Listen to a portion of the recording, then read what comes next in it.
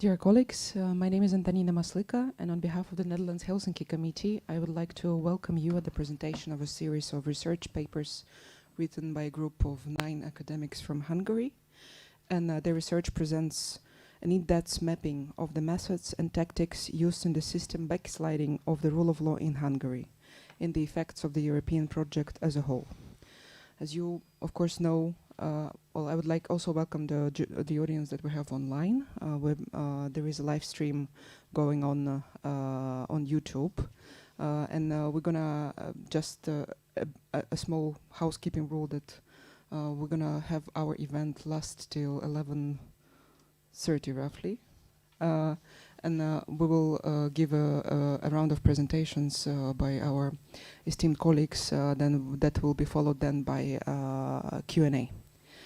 During which you can ask questions either in person while you're here, or we will also take into consideration the questions that are coming in during our live stream.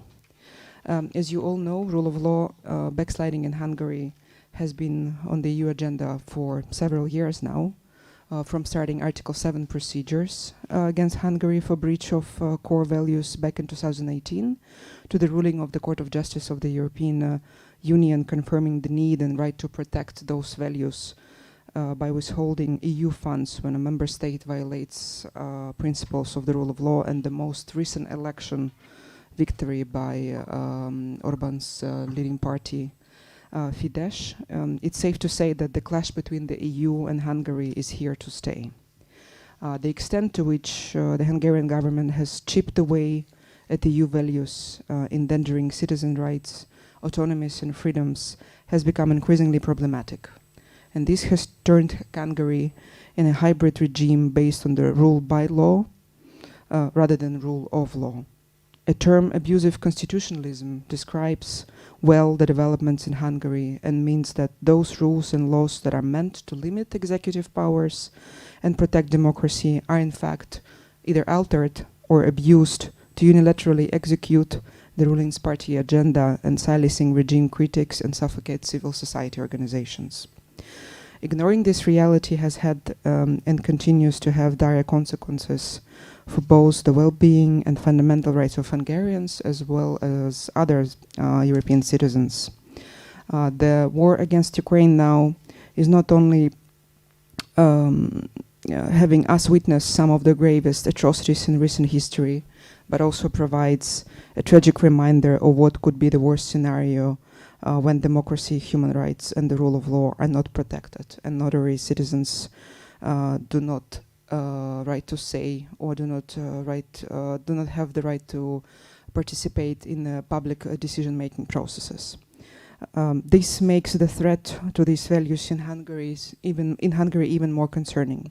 The democratic quality and the legitimacy of the entire European project is at stake. And I'm joined here by 4 esteemed colleagues out of those 9 who participated in this academic project. And I would like to give the floor first to Professor Petra Bard. She's a researcher at the Central European University and research affiliate at the CEU Democratic Institute.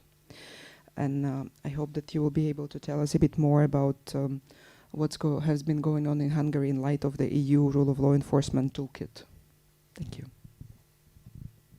Thank you for the very kind introduction, and also thank you for the invitation and shepherding us through this project. Indeed, I'm going to talk about 3 major issues. The first being the state of the art. Very quickly, I will run through what is happening in Hungary. Second, I will just explain why this is an EU matter, why you should care. And third, I will talk about the toolbox, as you rightly pointed out. So Article 2 values, including democracy, fundamental rights, and the rule of law, have been taken for granted for quite some time in the European Union. However, by now we reached the stage, and this is happening for more than a decade now, where we have at least 1 member state, but as you will know, there is more. There are more member states as this, which do not qualify as a democracy according to varieties of democracy. We have a member state that is not considered to be free, according to Freedom House. So this is not in the cluster of free countries anymore. And also, if you look at other indices, for example, the World Justice Project's Rule of Law Index, you will see a devastating picture. Hungary and Poland declined the most of any country in the EU-AFTA North America region. And in 2020, Hungary reached its lows. It has the region's lowest scores for constraints on governmental powers, open government, fundamental rights, regulatory environment, civil justice, and the rule of law in general. Now, of course, no state is immune from rule of law problems, but we must distinguish those instances where there is a governmental blueprint which aims to systematically weaken or annihilate or capture internal checks on power, entrenching the long-term rule of the dominant party. Now, there has been quite a slouch response from EU institutions, and I think it has certain explanations apart from the lack of political will, which is really not my cup of tea. So illiberal governments do everything to do away with the checks and balances constraining power, but at the same time they claim to be adherent to European values. Being a rule of law violator or being a fundamental rights violator is still a great stigma. So value infringements in Hungary all have a veneer of legality. Relying on the so-called theory of cheating, they seem to be embedded in legal rules instead of admitting what is actually happening, namely changing laws and changing procedures and changing institutions with the sole aim of retaining power, remaining in power, and retaining money. Illiberal governments make efforts to mix legality with the rule of law and argue that everything they do is legal. So showing these veiled attempts to destroy the rule of law, these systems are characterized by oxymorons, such as, for example, constitutional populism or abusive constitutionalism or illiberal democracy. Now, these terms illustrate that the rule of law is just a semblance. In these systems, laws do not serve as an opposition to arbitrary power anymore, and these systems cannot be labeled as democracies based on the rule of law. I'm not going to list the techniques. However, they are very interesting and widespreading in hiding what is actually happening. We'll name very few. For example, denying the obvious. So Hungarian politicians claim that Hungarian rule of law is flourishing and is superior to other rule of law systems. We defend the indefensible. So we say that our constitutional court, which is entirely captured, is a well-functioning institution constraining governmental powers. We disguise the reality. So when the fundamental autonomy constitution was adopted, the Hungarian government sent a wrong translation, a deliberately wrong translation to European institutions, which was much more EU-friendly. Sometimes they just distract. Distraction means, for example, coming up with red herrings, human rights violations, toying with the idea of reinserting the death penalty into the constitution, or violating LGBTI rights, which is, of course, awful in itself, but these attempts are there in order to wield something equally serious, such as corruption or having close ties to Russia or China, for example. Also, there is dialogue in the name only, which means that they pretend to come up with a constitutional dialogue with democratic actors as if they were one of them, whereas their sole aim is to gain more time to complete constitutional capture. And also they distort through strategic compliance, meaning they pretend that they comply with some, for example, court judgments of the Court of Justice of the European Union or the European Court of Human Rights for that matter. But what actually is happening, the new law is equally faulty. However, in order to perceive that, that takes time. It takes another infringement procedure or another procedure in front of the Strasbourg court. And again, this gives quite a lot of time to the actors, to the Hungarian actors, to complete their state capture. Now, this whole illiberalism is an EU matter. This is what I would argue. It's an EU matter because, first of all, EU action would correspond to the expectations of citizens who had high hopes to join the West, not only economically, but also in terms of rule of law, democracy, and fundamental rights. Let us not be fooled by the two-thirds majority of the current governing party in the Hungarian parliament. Let us remember that less than 50% of the votes, according to Hungarian election laws, translate into a supermajority in Hungarian parliament. Also, in addition, Hungary is still one of the most pro-EU member states, and people do believe in values enshrined in Article 2 of the Treaty on the European Union. But rule of law decline does not only affect Hungarians. A state's departure from values enshrined in the Lisbon Treaty has EU-wide consequences. Think about, for example, a faulty election, and OECD has proven that not only the current but also the previous elections have been free but not fair anymore. Now think about members of the European Parliament who have been elected, sent to the European Parliament, and who have been elected in a non-clean procedure. That will just delegitimize the whole EU decision-making process, because these members of the Parliament will participate in EU lawmaking, obviously. Also, if there is no dissuasive consequence of rule of law backsliding, it will become contagious, and we already see this happening. Poland literally copying several mischiefs of the Hungarian government.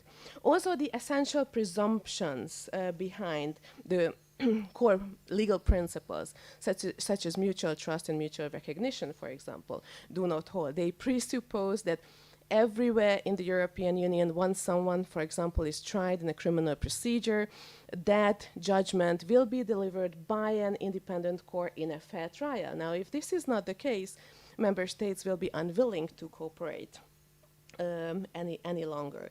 But also, for an investment-friendly environment, you as an investor have to be sure that you have the chances to win a case against the government or parties and private entities affiliated with the government, if certain contracts, for example, are not respected. Now, the EU does have the tools, and this is my third and final part. The EU does have the tools to tackle rule of law backsliding. Here there is Article 7.2.3. I wouldn't consider Article 7.1 to be an enforcement procedure. This is more a platform for a dialogue. It doesn't lead to sanctions. But Article 7.2, 7.3, they do lead to sanctions, and they could be used more efficiently, and of course we do have some suggestions how to do that. I'm very happy to answer related questions later if there are any. But this is not the most persuasive procedure, so to say. What is much more relevant, I think, are infringement procedures, which are there to tackle cases when a member state doesn't respect EU law, including Article 2 of the Treaty on the European Union, incorporating values. Now, this has been heavily underused with regard to Hungary. It's not necessarily the case with regard to Poland, and we can explore the reasons. But with regard to Hungary, this has been heavily underused to such an extent that actually some member states are already toying with the idea of starting infringement procedures in lieu of the Commission, which is a very unfortunate phenomenon, I think, because this is actually pushing member states into a diplomatic conflict. So our proposal would be to immediately, once that ever happens, for the Commission to take over these infringement cases. Also, the infringement cases could, with a rule of law element, could be automatically accelerated, prioritized. Interim measures should be used, and also the enforcement is really the gist of the matter, whether the Court of Justice judgments are properly enforced. Also, the literature talks about bundling cases, starting several infringement cases around the same issues, to point at the systemic nature of destroying the rule of law. And finally, there is the power of the purse, conditionality, of course. Even without the new conditionality regulation, there has already been one, which was the common provisions regulation, according to which at least certain funds could have been suspended, and it's still there, so they can still be suspended vis-à-vis Hungary and other member states that do not respect the rule of law, and especially judicial independence. Now there is the conditionality regulation. It entered into force on the 1st of January 2021, so it could have been used for more than a year now. There have been certain compromises made, like, for example, not triggering the procedure until judgment by the Court of Justice is rendered in a proceeding initiated by the two most likely candidates to be subjected to this procedure, Hungary and Poland. But now the judgment is there. It was rendered on the 16th of February this year, and it confirmed the legality of the regulation. Also, there were some other compromises made with regard to attaching some guidelines to the regulation. On the 2nd of March, these have also been adopted. So there is nothing in the way of applying the regulation. It still has been suspended with regard to Poland under the pretext of Polish citizens taking many refugees. And vis-à-vis Hungary, it has also been suspended with regard to the upcoming elections. But after the elections, 2 days after the elections, the procedure has been triggered, and it will take a couple of more months, I assume, to actually see the force of this regulation. So if there is anything the rule of law crisis has taught us, it's that lengthy dialogues and compromises will work only with constitutional democracies. Doing the same with non-democracies is a category error, which will only entrench autocracies and kleptocracies. The EU, I think, must walk the talk and indeed play a pioneering role when it comes to the defense of the rule of law. The tools are there.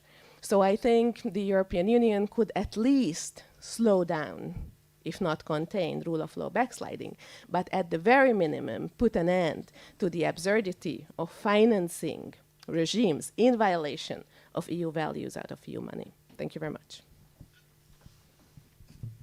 Thank you.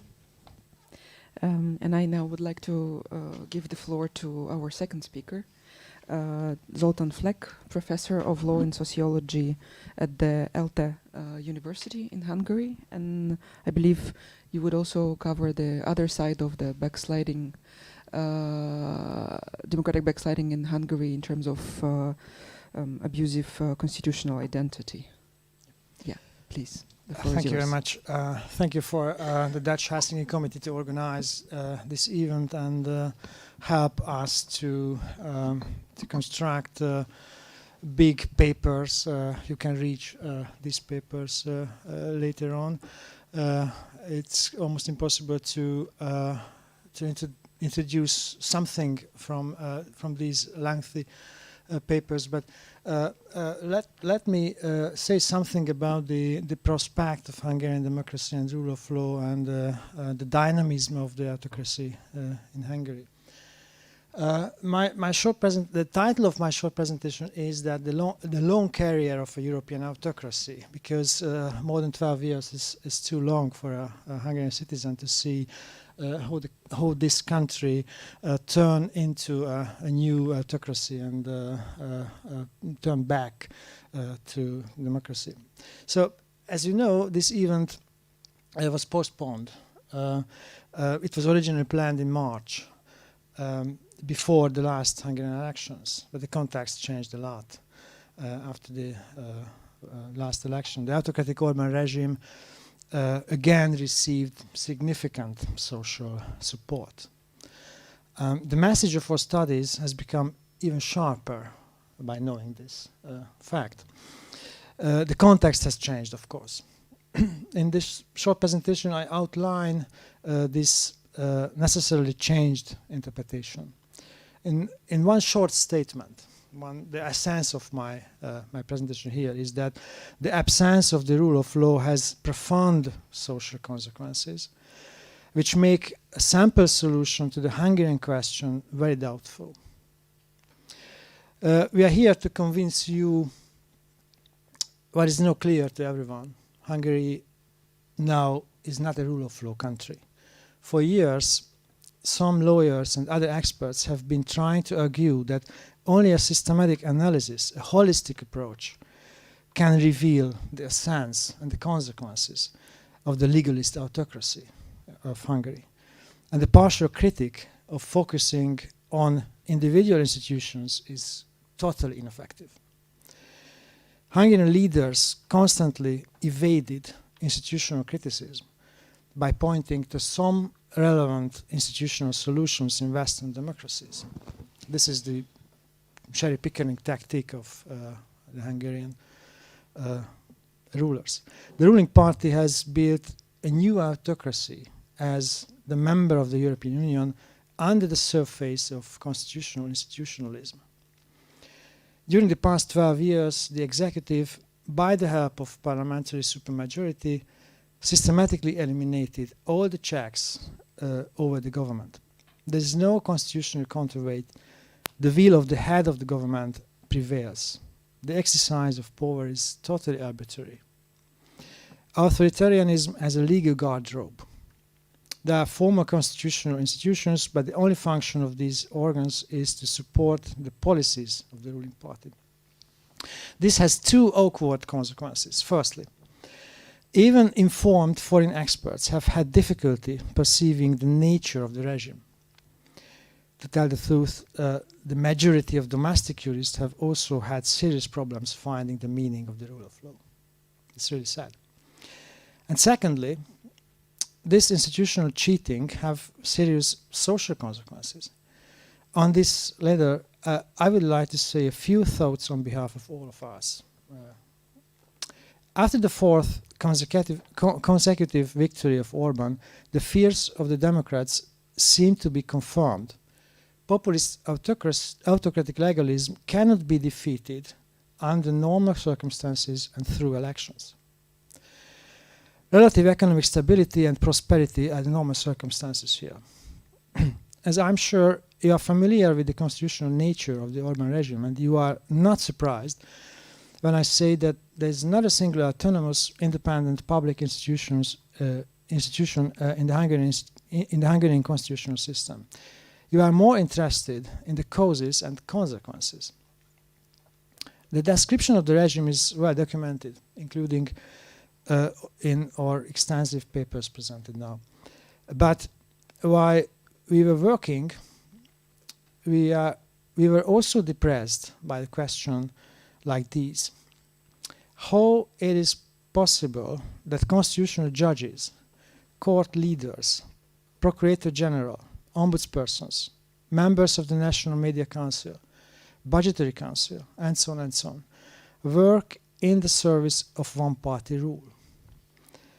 The question is not how they were elected and for what purpose, but why the legal profession does not reject the betrayal of professional values.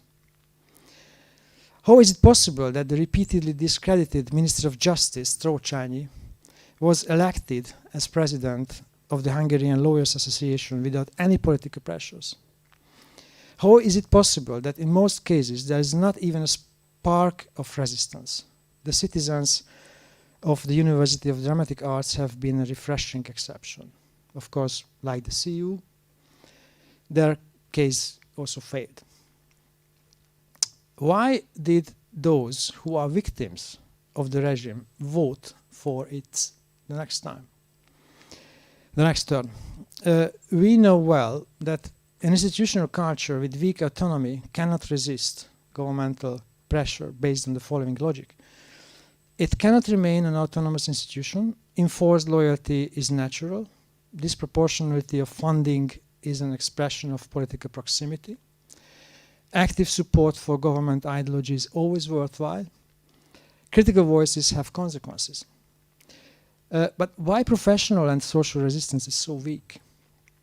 These are not questions that I'm asking here to answer, but to indicate that the dismantling of the rule of law has serious long-term consequences. In our studies, we present at length and in detail the autocratic nature of the Hungarian constitutional and legal system, its institutional and ideological lies, its opposition to European values of the rule of law, and the ineffectiveness of the European responses. The authors have constantly worked to eliminate the worst long-term consequences. After another heavy defeat for the democratic forces, it is time to face up to them. Historical experience, the dynamics of the regime, and the personality of the leader make a smooth reversal towards democracy totally unlikely. What is to be expected? More populism, less autonomy, an even longer state of emergency as the economic and social crisis grows, more searching for enemies, and if allowed, more stealing of European money. Going a little deeper, the likely consequences are even more serious. I list 6 of them. There are more, much more, knowing that there are a lot more. First, in the place of the liberal rule of law, populist illiberal democracy makes cynical lying natural, as the whole functioning of the state is built on lies, from constitutional identity to facade institutions. Autocratic institutionalism, subordination is becoming routine, and for the new generations it is already natural. My friends from judiciary already detect it in the patterns of alignment of the newly appointed judges. My colleagues at the law faculties perceive the same in the reactions of students. How do we explain that the legal profession is not what they see in the way institutions operate? What is the role model today of the Hungarian Attorney General, the President of the Curia, or a constitutional judge? Conformity is becoming more inevitable, resistance more unlikely, because counter-selection is growing. The professionally and ethically demanding persons are avoiding proximity to power. The second consequence. The normalization of autocracy is being felt throughout the whole society, with the revival of survival techniques and skills developed in dictatorships after 2 decades of democratic trial. Paternalistic expectations, informalization, retreat into the private sphere, and so on and so on, could be strengthened again and again. The third consequence. The isolation and elimination of the remnants of pluralism increases both the sense of a lack of political alternatives and intolerance towards differences, and weakens solidarity. The regime's ideological hostility to the idea of open society will inevitably lead to further closure of Hungarian society. The fourth consequence. The official discourse uses codes of power, in the spirit of which the ways of dealing with conflicts are primitivized. Only hierarchical relations are meaningful. There is an increase in violent communication and impatience in everyday life. The fifth. The state bureaucracy and regulation continues to lose its professional rationality, since the only goal for the government is to retain power. As in any autocratic regime, there is no policy considerations without the dominant aim, which is the extension and retention of power. The best tool of this political aim is centralization, micromanagement by local loyalists, direct government control in every possible field, eliminating all autonomies. And lastly, the sixth possible consequence. The Hungarian new autocracy has used its constituent power for concreting for a very long time its ideological beliefs, and especially the material sources. Institutions and personnel serves the process of dismantling democratic openness and value pluralism. Hungary is becoming a closing society in this ideological sense also. When the rule of law ensures limits on government power, strengthens the pluralistic structure of the media, ensures social autonomy and protects individual freedoms, these social and cultural consequences are prevented. So this is the function web of the rule of law. It would be. What can we expect then from this non-rule of law regime? The expansion of autocracy has a monolith primitive logic. Culture, education, media, religion must serve the same political purpose. The country's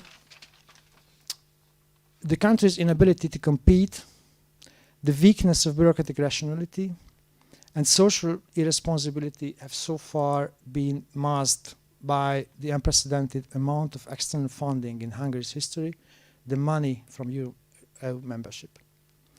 Orbán is dangerous for the European Union. He openly attacks common European values and gave fields for such war criminals as Putin. By now, the autocratic elements of governing have become visible.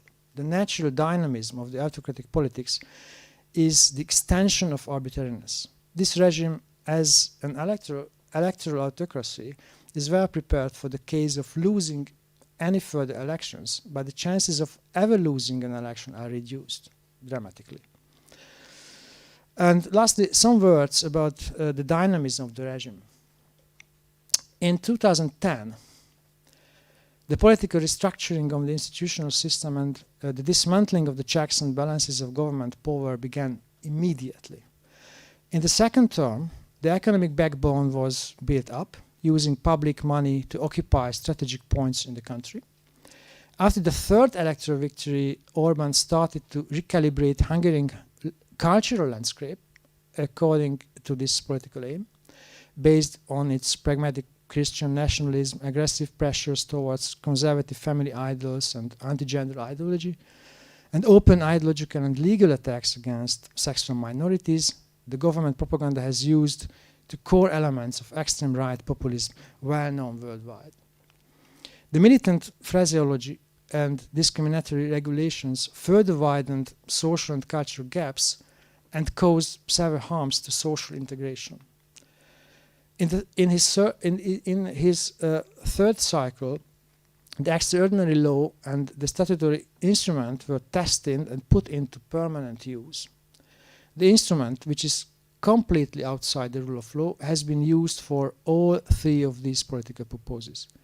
During the last 2 years, governing by decree became commonplace in Hungary, for which the epidemic situation was a pretext.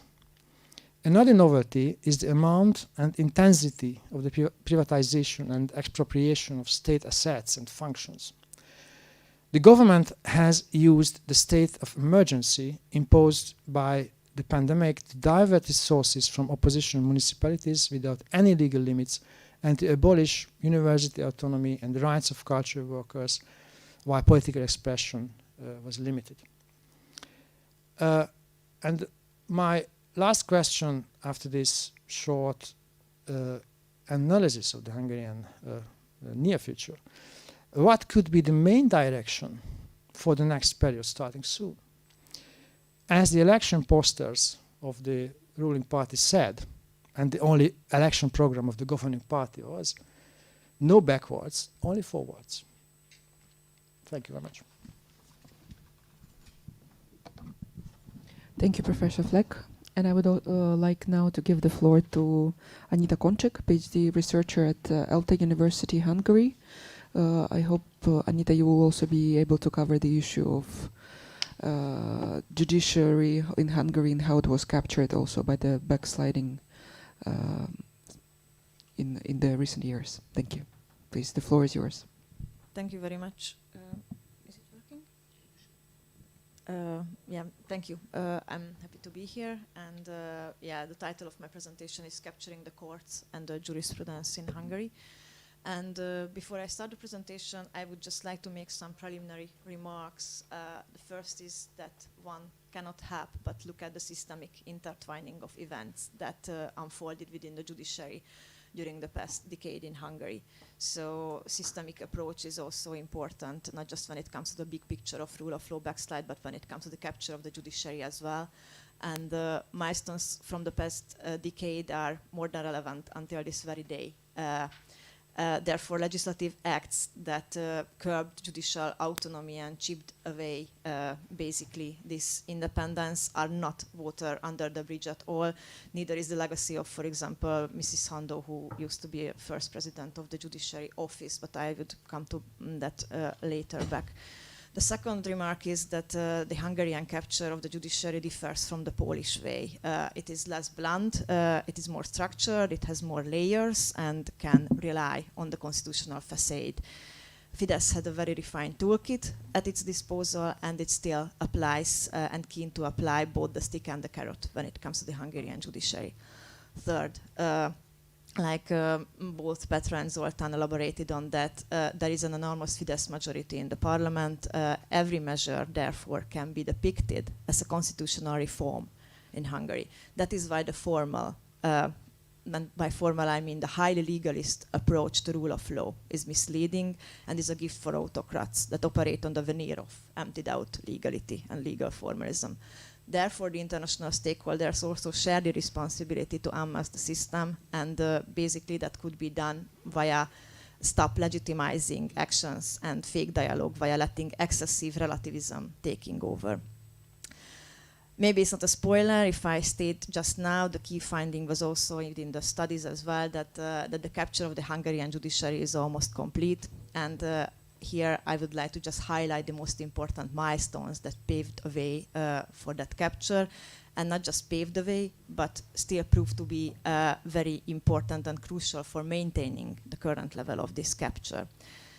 I would like to recall 5 important milestones. One is, the first is have a friendly captured constitutional court at your disposal. The second is weaken judicial self-representation and self-governance to this broadest extent. Thirdly, use ad hominem tailor-made legislation to resolve personal conflicts. The fourth, capture the minds of the regular judges also via jurisprudence.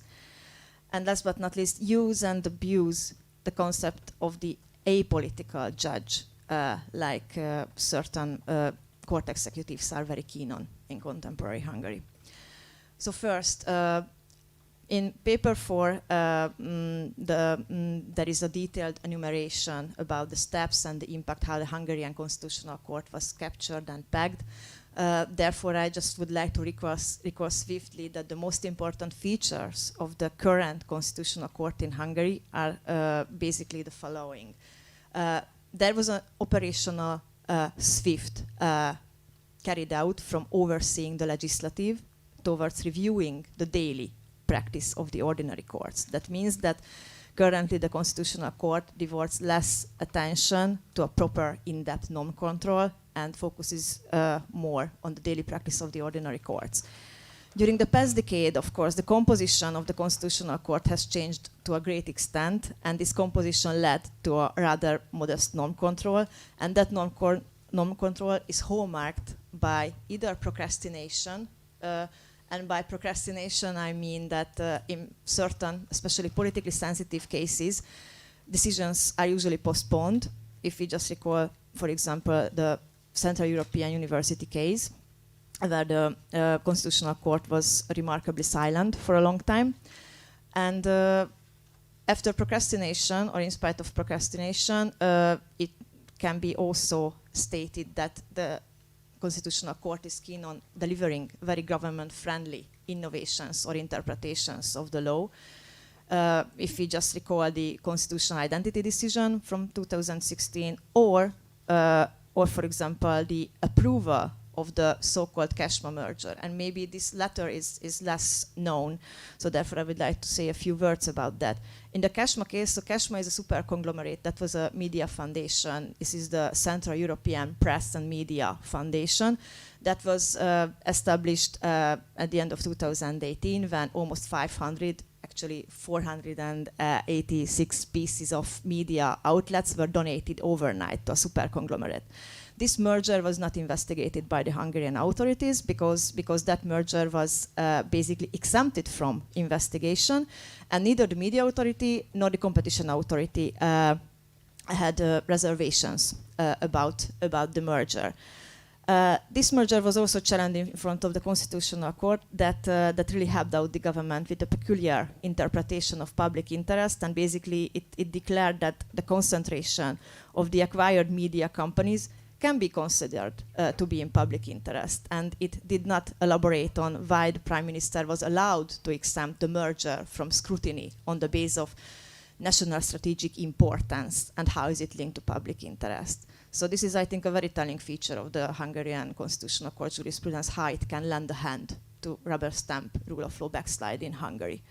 The Constitutional Court is not just helping rubber stamping this rule of law backslide, but it also became a stepping stone for increasing influence over the Hungarian judiciary, because politically selected members, of course, of the Constitutional Court now can be appointed to the Supreme Court based on their sole request and without any regular scrutiny and application procedures applicable for the judiciary. The second point is the weakened judicial autonomy. Already back then in 2011, a dual system of judicial administration was established that created a judiciary council and the judiciary office and the office for the judiciary. The office was responsible for the central administration of the judiciary, including appointments, promotions, even transfer of judges, or the everyday working environment for judges. The council was supposed to be the self-representative organ for the judiciary and the supervising organ for the office. The problem is that judicial self-government remained rather pale without resources and competencies, and that could lead to the famous conflict of the first president of the office, who was Ms. Hando, and who was investigated by the Judiciary Council, and the reports of the council revealed that she appointed court presidents and executives under very debated circumstances in Hungary, for example, abusing her powers in annulling appointment procedures and then appointing interim presidents to the courts, who remained in office even after Ms. Hando left for the Constitutional Court. And Ms. Hando refused to cooperate with the council. That also led to a constitutional crisis in Hungary. And the problem is still with us because her actions remained without consequences. She was not reprimanded. She left for the Constitutional Court, and her appointees still held very important positions, court executive positions within the regular judiciary. Her successor, Mr. Shenyei, also left her legacy untouched and maintained that annulment practice to a modest extent, but it still exists. Third point was the famous ad hominem changes, and looking at the time, I would just like to touch three very, very short cases, but unfortunately not without significance.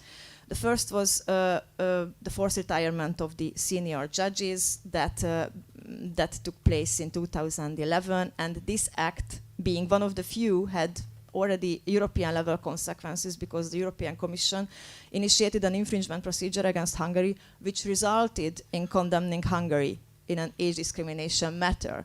But the problem was that the rule of law angle of the case was completely overlooked, and the senior judges got compensation or were reinstated as judges, but they couldn't retrieve or gain back the previous senior court executive positions, which were already filled in by more loyal or trustworthy candidates. So it was not a complete victory when it comes to the rule of law. The second was firing the former president of the Supreme Court, President Baka, for exercising his right to free speech. Mr. Baka voiced his concern about that dual model of office council reform, and as a result, once he voiced his concerns about the planned introduction of that model, and precisely criticizing the excessive competencies of the president of the Office for the Judiciary, then his mandate, so András Baka's mandate, was terminated prematurely via the newly adopted fundamental law. Even the Strasbourg court, in front of which he won a case, established that his removal was ad hominem, and it created a chilling effect within the judiciary. And he also received compensation, got reinstated as a judge at the Supreme Court, but never got back his presidential office. And the third one is, of course, very relevant to the present time, because the incumbent president of the Supreme Court today arrived after being elected by the two-third majority of the Hungarian parliament without zero previous judicial experience. And the rather pale, like I mentioned before, Judiciary Council gave a completely negative opinion about his nomination and election. And that opinion was not just rejected, but completely ignored by the parliament when it elected Mr. András Varga via the two-third majority. The Judiciary Council rejected the nomination of Mr. Varga based on his lack of any relevant professional experience, either as a judge or as a court executive in the ordinary court system. And it also voiced concerns about two tailor-made legislative acts that made precisely the nomination and election possible. Fourth, capturing the jurisprudence and capturing the courts can not only take place via institutional changes, but also via shaping the jurisprudence in a certain way and via introducing new legal instruments. And here I would like to say a few words about the so-called uniformity complaint procedure that was also a subject of international upheaval and also criticism. In 2019, basically in front of the very vigilant eyes of the international community, because the Article 7 procedure was already going on against Hungary. And at that time, the Minister of Justice in Hungary introduced an omnibus bill that aimed at reshaping the jurisprudence. Based on the reform, the court system became more hierarchical, more centralized, and a limited precedent system, and the so-called uniformity complaint procedure was also introduced into the Hungarian legal system. What does it mean? The judgment of the courts, even the judgment of the Supreme Court, can be challenged in a uniformity complaint procedure if they contradict the so-called mainstream jurisprudence. And the mainstream jurisprudence is established by the special panel at the Supreme Court, headed by the president or the vice president of the Supreme Court. Basically, they can annul any verdicts that contradict the mainstream jurisprudence established by them, and therefore it clearly restricts judicial discretion and curbs the decision-making autonomy of judges, and the lot depends on the incumbent president of the Curia, especially in politically sensitive cases. That change in jurisprudence has not only domestic implications, it bears international relevance too, not just because of the structure of the system, but also there was a so-called illegality decision delivered by the Curia, because the CGU, in a preliminary reference, delivered the decision that individual judges are, of course, entitled to turn to the CGU without any influence or interference by domestic courts. In spite of the fact that there is a standard about that, the Curia, the Supreme Court of Hungary, declared an order for preliminary reference of a Hungarian judge illegal. And shortly after CGU delivered this very important decision, the Curia issued a press release when it said that this illegality decision is still legally binding, is still good law, and based on the current system, this illegality decision could be part of the mainstream jurisprudence, could be a legal base for the aforementioned uniformity complaint procedure, and therefore can put compliance with CGU judgments in general also at risk. Last but not least, abusing of the notion of the political or the concept of the apolitical judge. Like I mentioned it before, political capture and capture of the judiciary is a result of a refined toolkit applied by Fidesz. Harassment, open retaliation for exercising the right to free speech is, of course, one of the blunt methods, but there are more subtle but still efficient ways to create the climate of stupor or self-censorship. That means that basically relying on the concept of the apolitical judge, which means that certain activities can be labeled as political, therefore prohibited. The problem is with this that the prohibition could only serve as a tool for extinguished dissent. I would like to just give two very quick examples. One of them is the integrity policy that was adopted by the first president of the Judiciary Office, so Ms. Hando. And until this day, this integrity policy is in effect and contains provisions on judges and their potential political involvement and political activities, which are very fuzzy and way too broad. Therefore, almost everything can be subsumed under it. So therefore, it could be highly problematic if a judge would like to speak up, for example, for judicial independence, because that could, at the end of the day, could be considered also be political. And the second, it's also very, very subtle and officially not legally binding, but when it comes to this kind of chilling effect and climate of fear, it can be also very relevant. The so-called expectations about proper behavior of judges, articulated also by the Chief Justice of Hungary, that of course goes without saying that it bears danger since the self-understanding of an apolitical judge can be exploited by autocratic regimes, because it seemingly refers to the formal bureaucratic model of adjudication, but de facto it means something else, maintaining and increasing the climate of fear.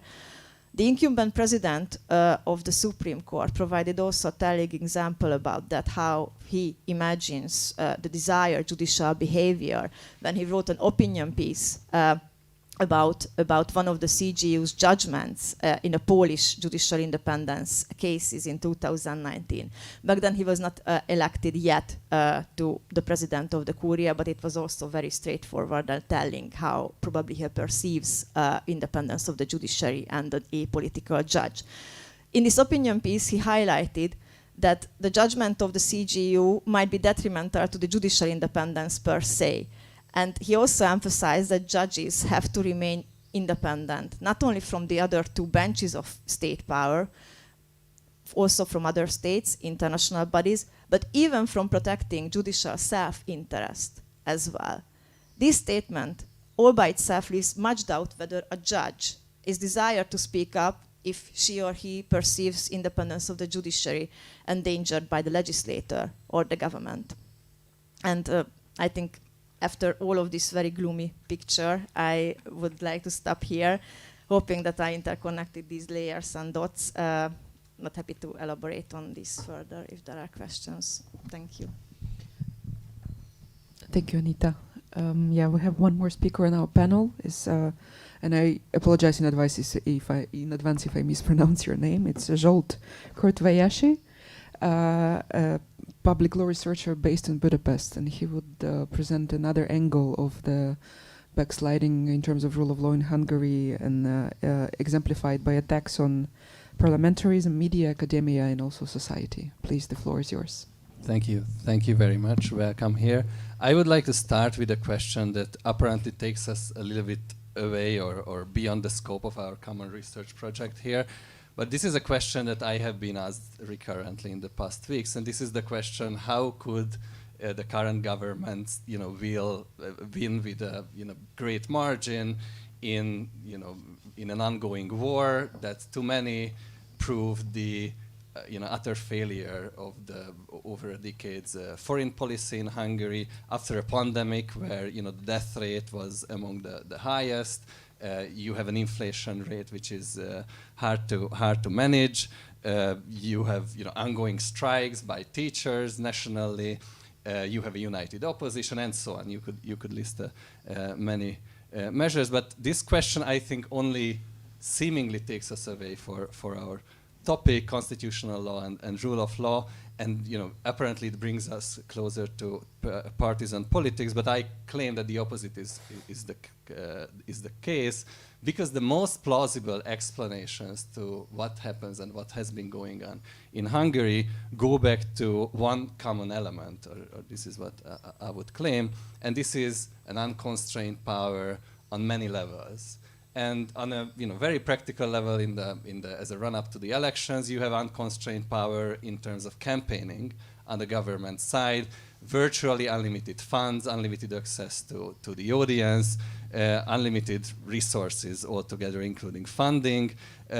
Also unconstrained, as we already heard, in terms of internal checks, including constitutional guarantees. Those are mostly eliminated. Any meaningful check are not there to stop those in power. And it is also unconstrained in the sense that power itself ceased to apply self-constraint, unlike many democratic leaders that stop short of certain measures because they are considered to be outside of the sphere of legitimate political action. So it is in line with this argument that I would like to address today. First, rule of law concerns in how they relate to democracy. And at the end, I would like to, because we are not here today just to complain on the list of what has been going on in a wrong direction, but also to think about adequate responses. So I will conclude with a cautionary tale for European decision makers on the specific case of funding. And I would also like to be faithful to our project, which try to demonstrate the systemic nature of many of these violations that are hard to see if these are taken in isolation. And I would like to deeply thank the Netherlands Helsinki Committee for the initiative, or throughout the years, their commitment and support, and in particular Michiel Luining, who supported us greatly. So thank you for that. So starting with the rule of law and democracy, Hungary has often been labeled an illiberal democracy. However, if illiberal means countering the liberal, which is the constitutional element of modern democracies, this is a contradiction in terms. And once we start subverting the guarantees that protect pluralism, democracy is also stifled. It becomes a meaningless because empty set of institutions. Let me mention a couple of conclusions, not just from our reports, but scholarship in general.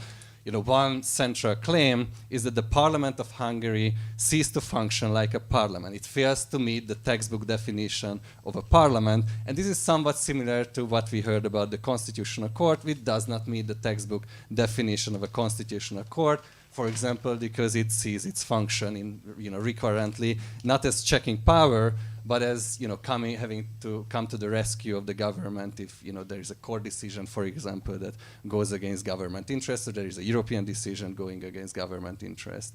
The electoral system is constantly, recurrently tinkered with whenever this is dictated by the interest of keeping power. So imagine, for example, that you are in the opposition, you start putting together and implementing your campaign strategy, and all of a sudden you face a legal amendment which makes it virtually impossible to mount a meaningful challenge without having one single unified list that has to unite not just left-wing and liberal parties, but including a party, Jobbik, which made first into the parliament on a gypsy criminality ticket. So you see the challenges, and this is exactly what happened in Hungary. So at the end of 2020, there was an amendment to this end. Or when the opposition managed to get positions in local governments, their powers and resources started to be legislated away.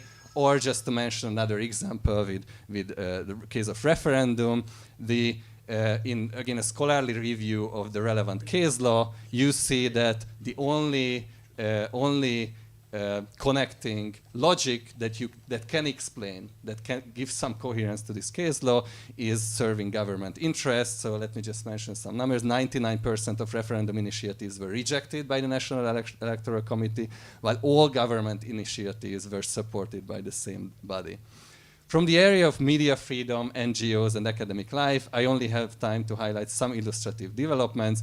In the field of media, many studies and claims have been made, but what I feel crucial also in light of the recent election is the effect of saturation. So government messages reach such a level that they dominate public discourse, regardless of what the actors, including opposition politicians, do. So one hears the same message from the radio, from TV, from newspapers, national, local levels, even from Facebook.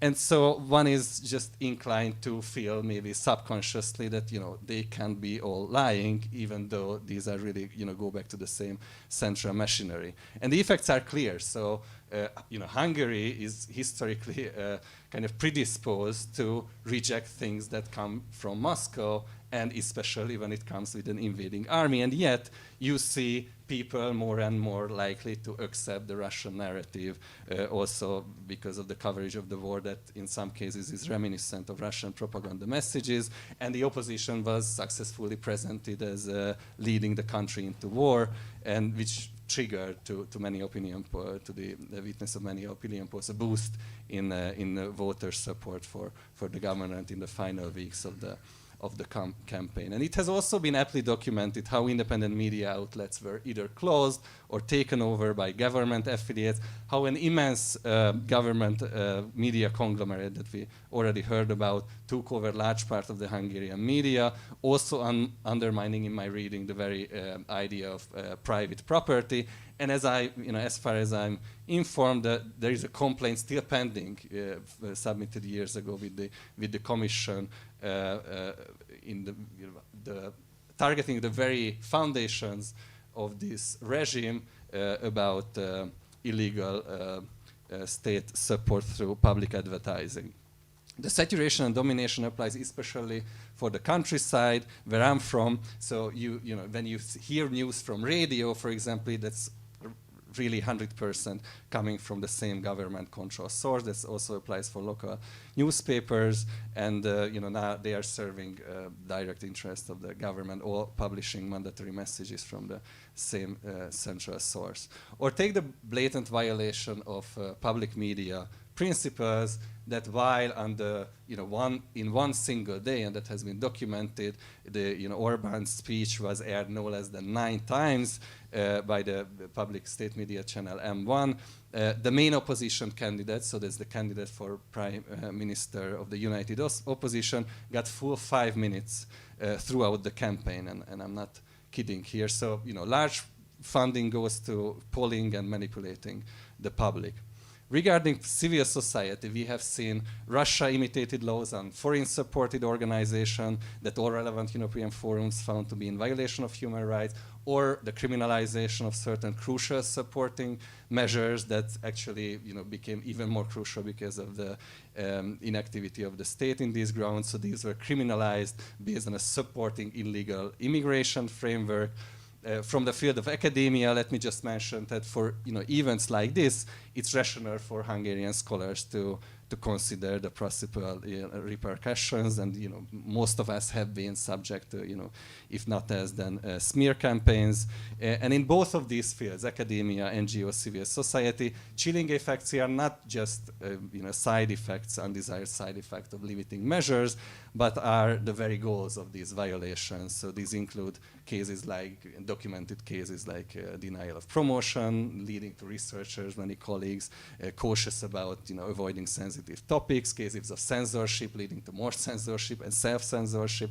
So the very concrete question arises in this context from a European perspective, whether we can continue treating something as academic if we see a trend in such violations. So can we, for example, continue to treat a journal as an academic outlet once it was found to be engaging in a classical form of political censorship? So traditional forms of censorship, not the more nuanced debate on campus speech and so on. These are very traditional forms of speaking out against government, against power, and then you face retaliations. Or how far can an institution go in violating free speech and academic autonomy before we cease to treat it as a university, for example, from the point of view in international cooperation, but also receiving EU grants.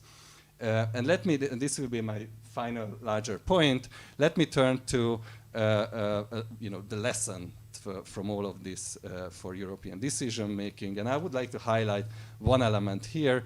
And I was asked to speak about corruption here, but and this is important. So as a regime loyalist put it, this is what others see as corruption. This is the very foundational logic of the regime. And you see from the prosecution services to public procurements, you see it everywhere. But here I would like to highlight something like that could be called a broader corrupting effect.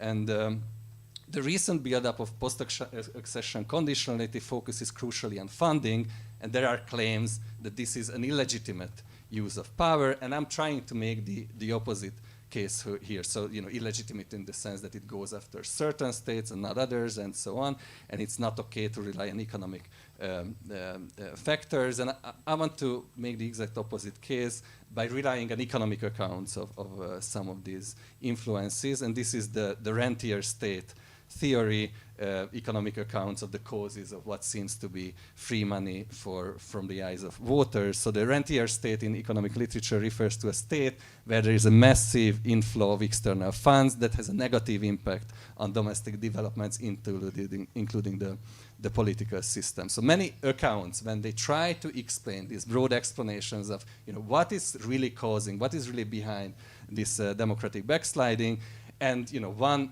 solution, or I would claim part of the solution, is that this is resentment. You see that with Holmes and Krastev in The Lie That Failed, or Zenovska in this School of Europeanness book. And I'm not debating that, just adding something which I think is a crucial element. And again, this is the rentier state theory, which I mentioned. And I have only seen literature in the EU discussing that in the case of Greece, and to my mind, that's clearly applicable to cases like Hungary as well. So there is virtually expert consensus on the importance as EU funds in supporting and maintaining the regime. So if you look at the number, there's a KPMG study from 2017, which very striking numbers on how GDP growth, annual growth of average 4.6 without EU funds would turn into a negative growth of 1.10. So I'm not going into the details, but you probably see the point here. So it's really hard, and some put it like this is an annual Marshall Plan channeled into the hands of the government. So it's really hard to imagine this regime having been built without EU funds. So you might realize from all of the above that small concessions from the regime in exchange for going back to normal in terms of EU funding will only strengthen the regime and its undesired effects on the rule of law, human rights, and democracy. And to my mind, the main lesson from the Hungarian case is that once we see the connections and the systemic nature of the problem, only then can we start thinking about meaningful responses. And I stop here. Thank you very much. Thank you, Zsolt, and thank you once again to all the panelists for painting such a comprehensive picture of with the very telling examples of how systematic the problem is. And I would like now to open the floor for questions. I hope my colleagues can help me with the mic here. We have, I'm not sure whether this works, but yes, okay, but there is mic over there too, so. Is it good to film there or where? What?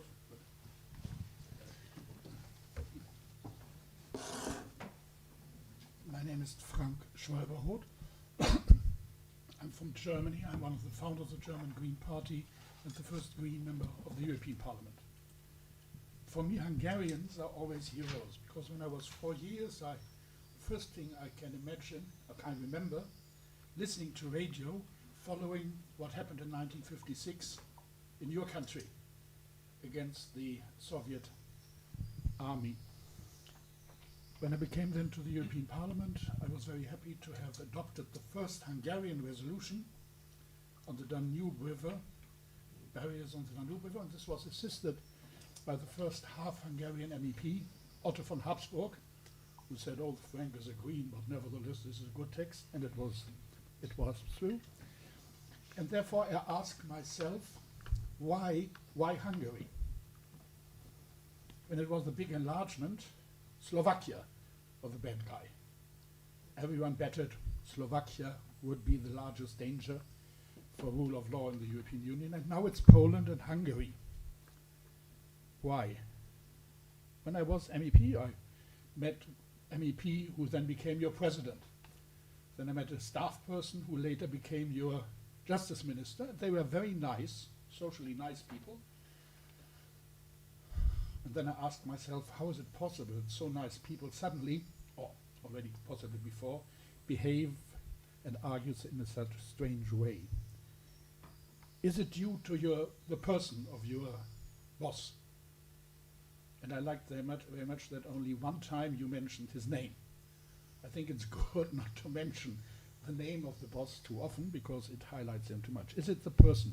Is it cultural reason, historic reason, social reason, or political reason that Hungary is now number one or number 2 together with Poland, on the track to such a system. My second point is how to change the situation. We all know it can happen via revolution, not so probable. An internal coup d'etat, not so probable. Possibly the most promising is an election. You had this broad coalition.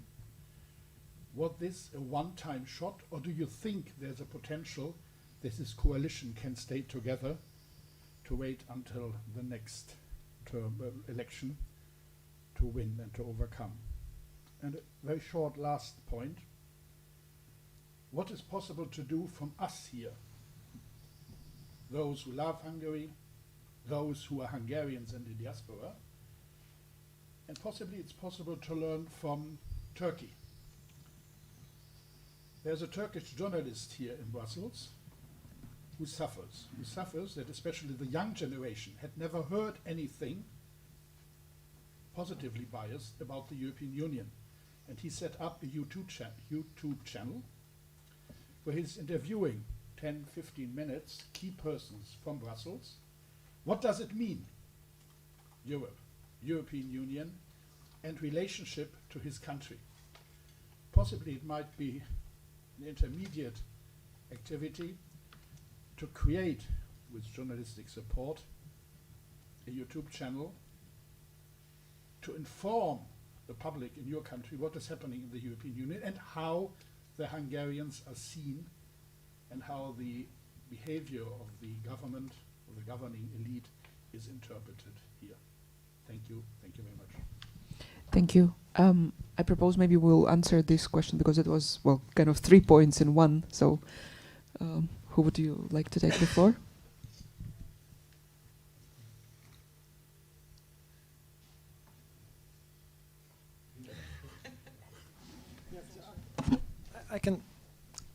I can begin with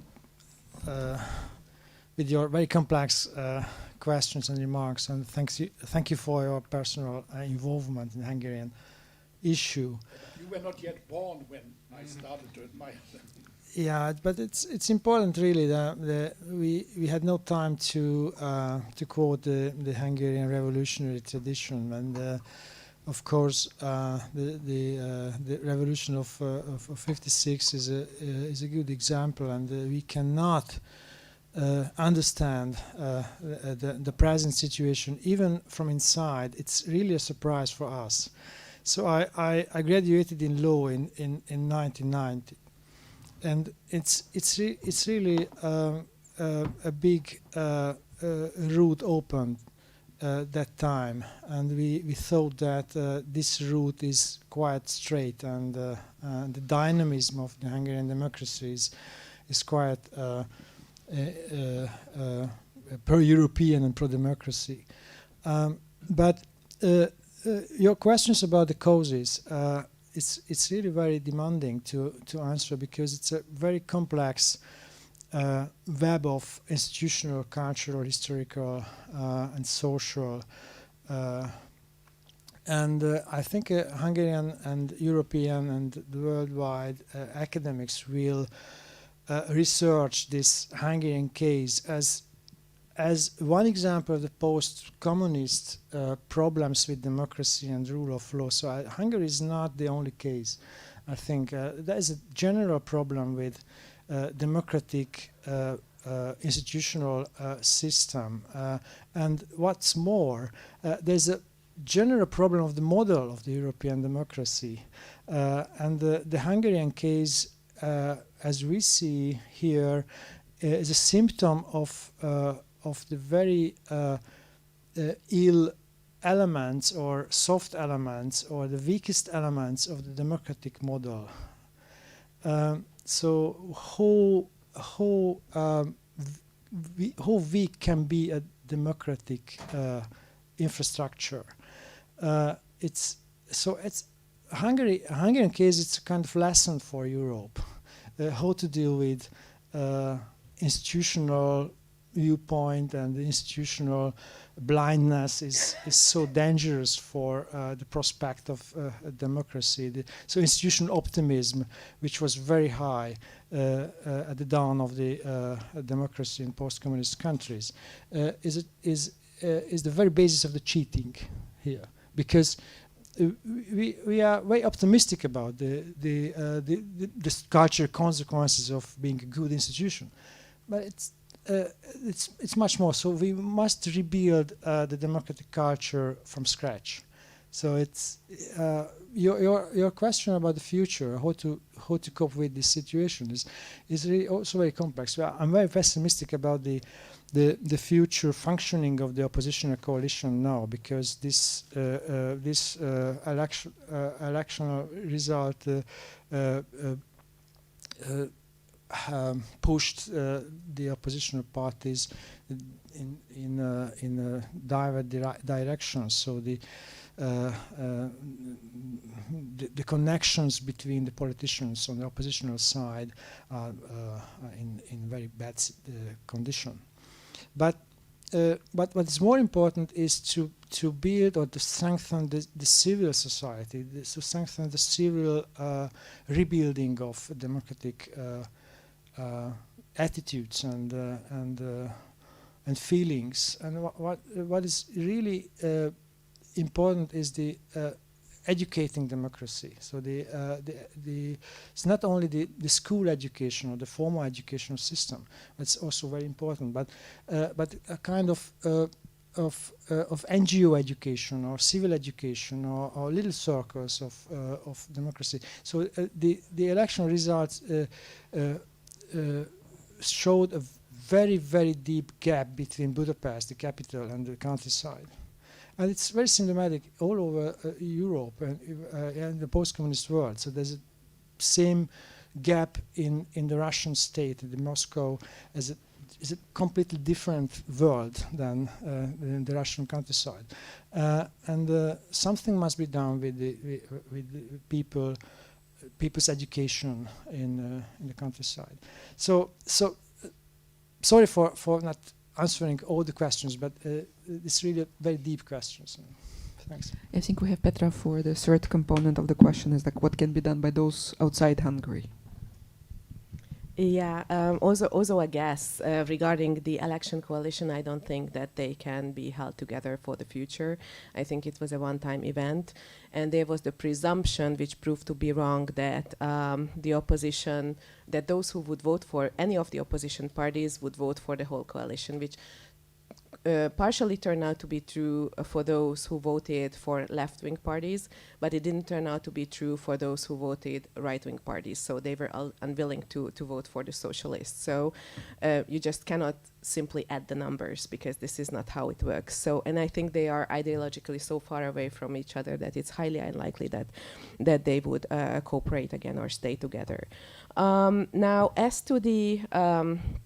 to what they could do, the coalition part or the former united opposition parties, they could go to the countryside, as Zoltán also mentioned. They should educate the people, but then it's very difficult to be present. And I think they underdid this. They totally underperformed in this regard. But at the same time, you also have to see that the Fidesz party is constantly in the countryside via not personally.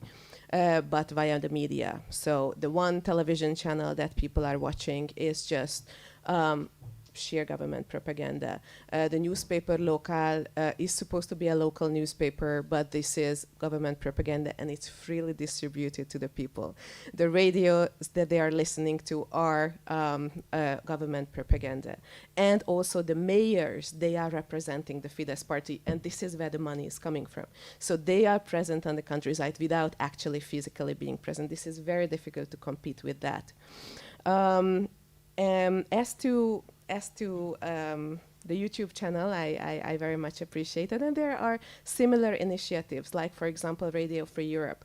I think this is wonderful that this exists, and it's also a shame at the same time that such endeavors have to be revived from the past in order to make people have access to information that they cannot get through government-dominated media channels. I think it's also a good idea to directly finance civil society organizations or journalists, investigative journalists by the European Union, so that the money doesn't flow through the government or the nation state. But the saddest piece of research that I came across, I'm a hardcore lawyer, so I cannot answer your questions in detail, but the saddest information I received when I researched disinformation and misinformation was that it really is not the verification of the information that matters.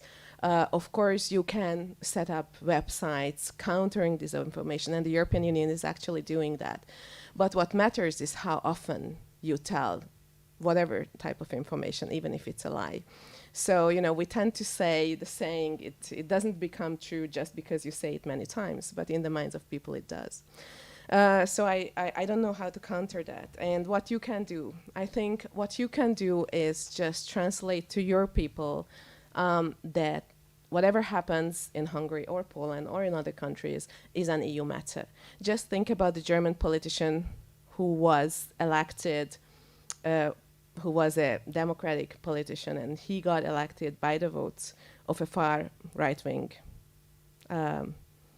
support. And he had to resign within 24 hours, right? When Ursula von der Leyen was elected, with the support of the Polish and the Hungarians, and when she made many gestures towards the Hungarians and the Polish, so everyone got the portfolio they wished to receive. For example, Hungary got the portfolio of overseeing the rule of law and media pluralism in third countries. So then this move was celebrated as a wonderful compromise. So I think as long as Westerners do not understand that this is something that concerns them, that Hungarian state capture is a matter for the European Union, they will not push their politicians from below to make a meaningful change. Thank you. Yeah, there was a hand over there. Could you please pass the mic? Thank you very much, Pascaline Gabory, Pilot for Dev, which is a think tank. Thank you very much for these very interesting presentations. It's very comprehensive, as you said, really useful. I have a really a little bit simplistic question, but as you know, because of the history, the European institutions are also not a model for democracy. I mean, there are still shortcomings in the way that it's organized and perceived by the European citizens, which is also reinforcing the Euroscepticism vote across Europe in different countries. So my question is really simple. I mean, if we stop the European funding to Hungary, is it going to isolate further Hungary?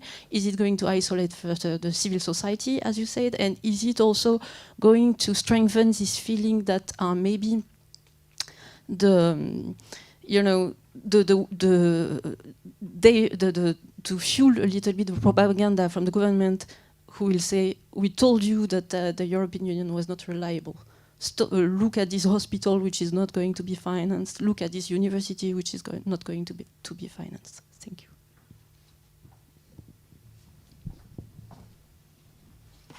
Yeah, this is an excellent question. Thank you very much.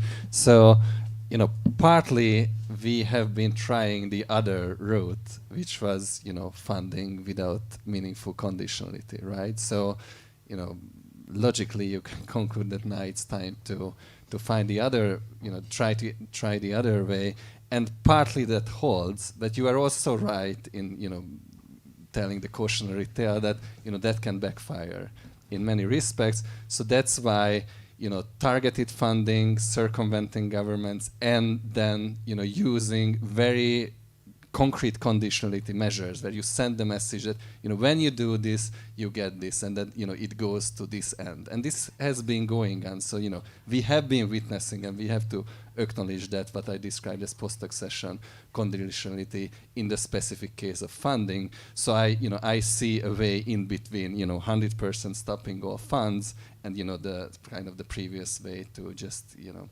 free funds and let the free flow funds without any strings attached. So, you know, you have to be, and we detail some of these, you know, procedures and how, and the institutional framework, as Petra already mentioned, is there.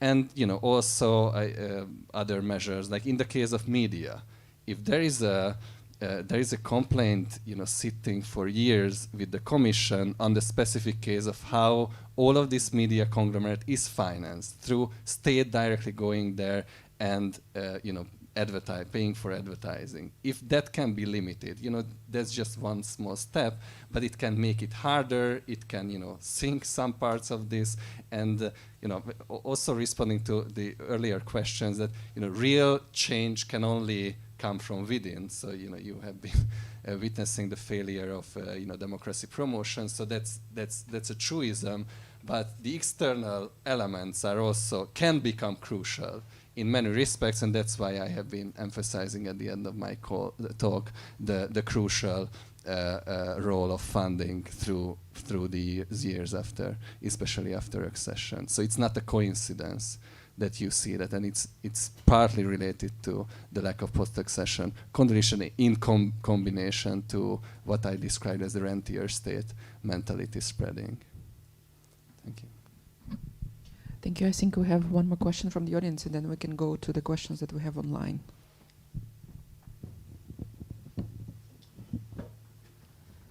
Thank you. Thank you to the Netherlands Helsinki Committee for organizing this event, and thank you all for your inputs. It's very much appreciated. So, I'm Martina Di Gaetano. I'm working for a Brussels-based NGO working on civic space and the rule of law, and we are really following what's happening in Hungary, of course. And my question is rather on what the EU can actually do to support Hungarian civil society in this regard. And one question was related to how to avoid backfiring when suspending funds. I still have doubts on whether EU institution can actually put in action a targeted conditionality mechanism, since it's not really something that it has been doing so much, and I don't know if it is the capacity and expertise to do that right now. But I would like to focus my question actually on infringement procedures right now and on fake compliance and creative compliance. So especially I've been following the case of the Lex NGO and the withdrawal of the previous law, of the 2017 law, and the approval of the 2021 State Audit Office's amendments. And I was wondering, how can we actually ensure that the EU follows up on the first stage of infringement procedures and verifies whether the supposed compliance with the court ruling is an effective compliance, and it is not only a creative one. So this is my question, and I'm welcoming any inputs on this side. Thank you.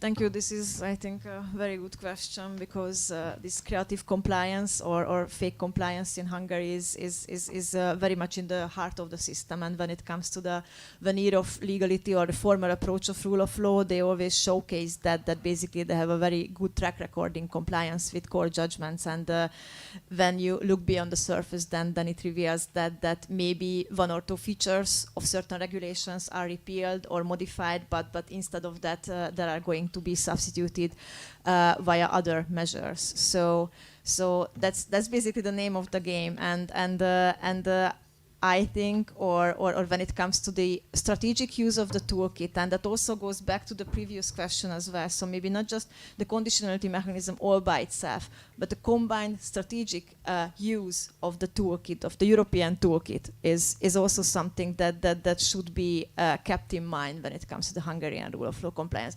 So systemic infringements, also bundled infringements, and this kind of, so not just zooming in one particular detail, because that's also a gift for fake compliance autocrats, because then they just have to replace that with another institution. And if you have all of the pieces on the chessboard captured, then it doesn't matter if you just have to remove one piece, because there would be tremendous amount of other pieces at your disposal to fill in the void.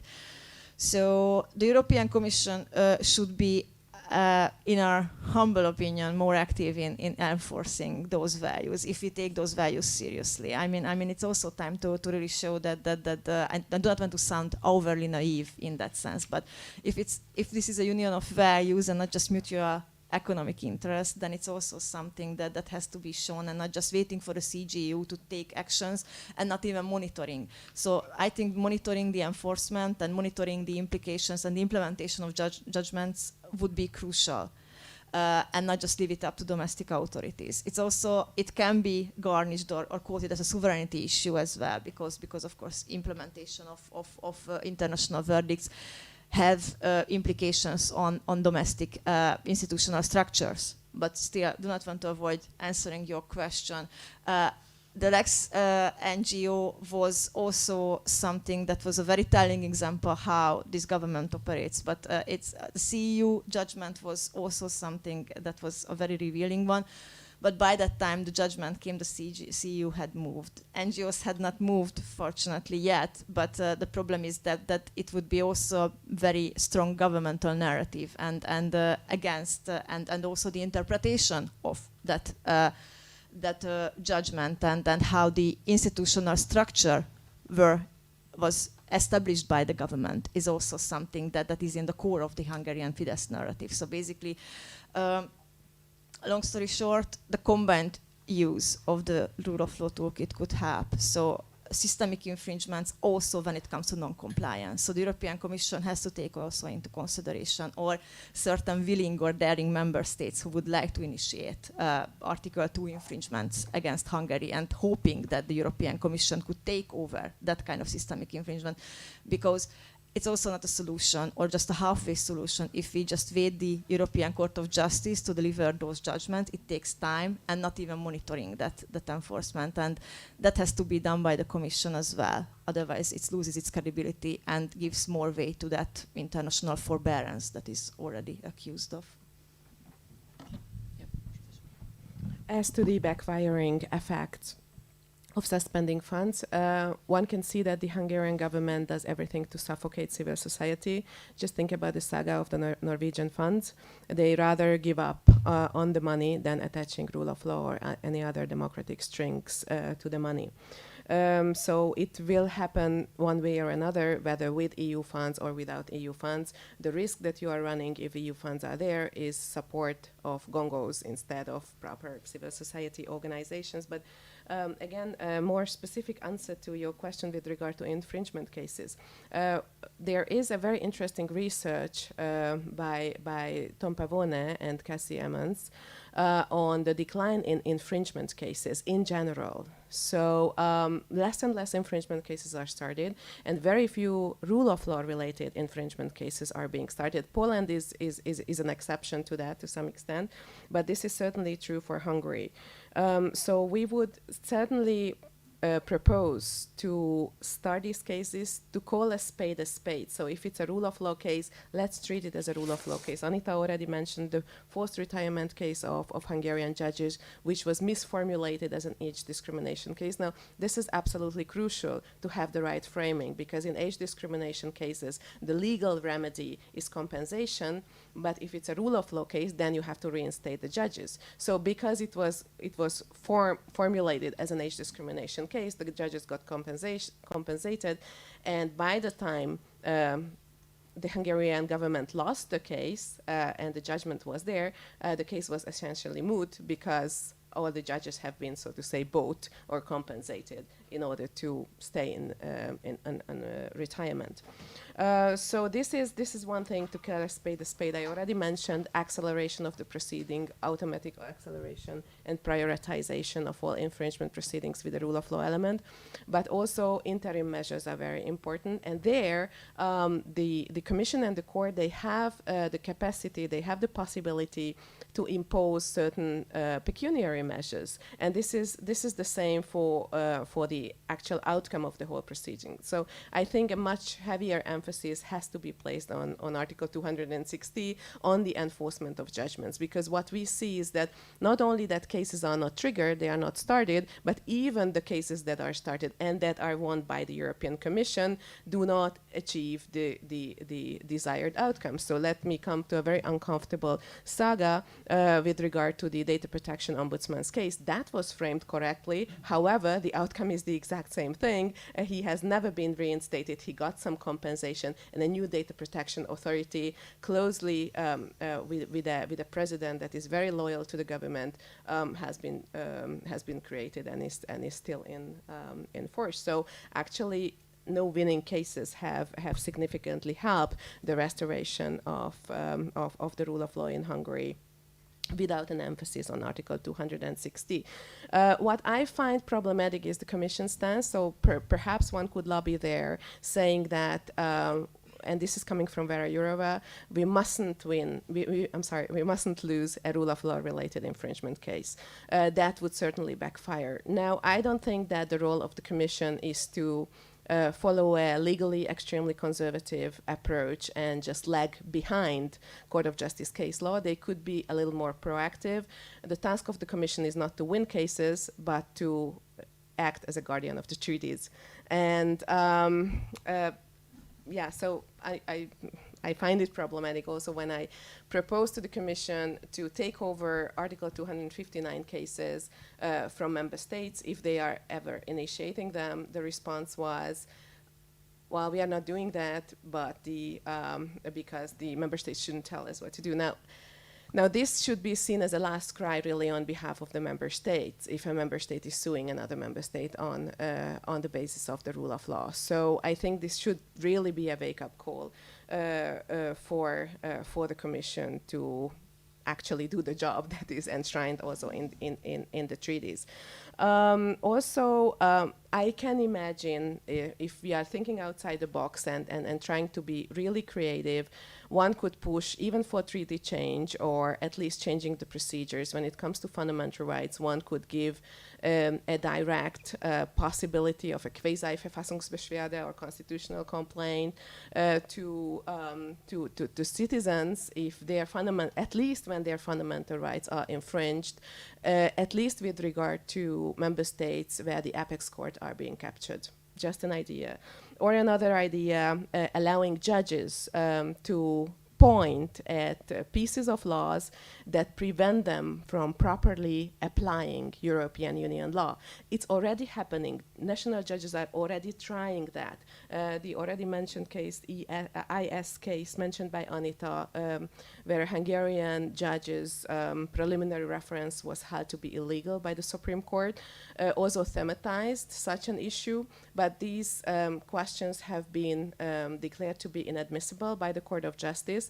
And the Court of Justice also made a hint saying that this is not the proper procedure to ask the question. It's infringement procedure, but it's problematic if the infringement procedure is neither initiated by the Commission nor triggered by any other member state, then there is no one to ask the question. So I can imagine a special procedure in such cases allowing judges at least to ask these questions. Just some thoughts.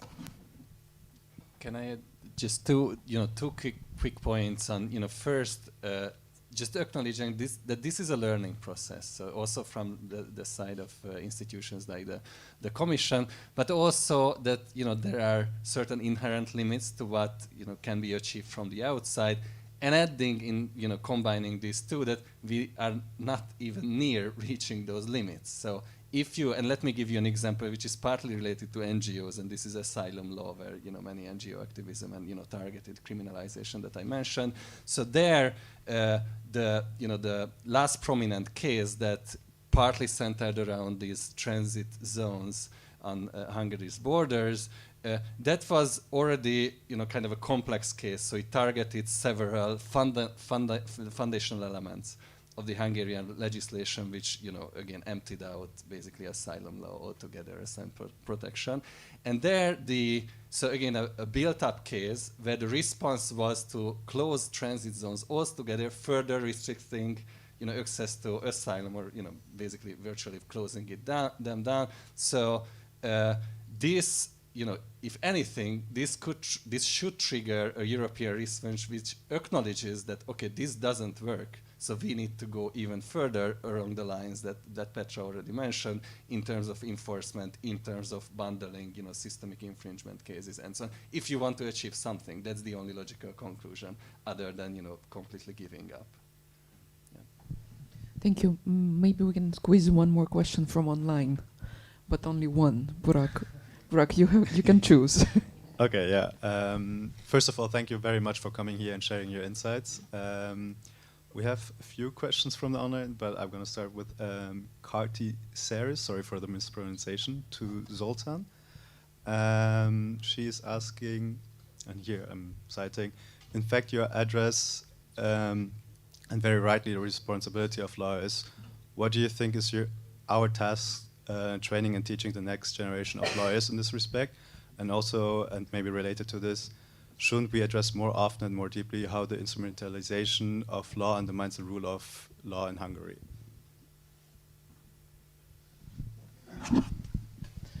It's a nice question because